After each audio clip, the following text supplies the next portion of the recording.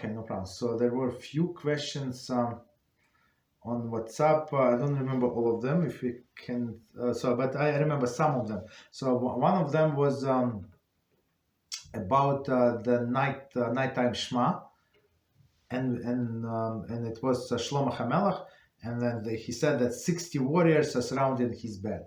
So our sages, this verse is taken from Shirashim. I do not have a detailed commentary on Shirashim, unfortunately.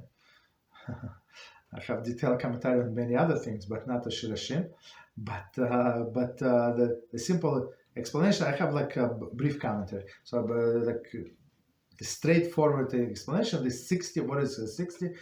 Corresponds to 60 myriads. 60 myriad is 10,000, right? So it's 600,000, meaning the Jewish nation. So it's how many people, approximately how many people left Egypt, right? Egypt bondage, 600,000. So he's saying like the whole Israel is around me, around my bed. So he felt responsible. Shlomo HaMelech, he felt responsible for all of these people.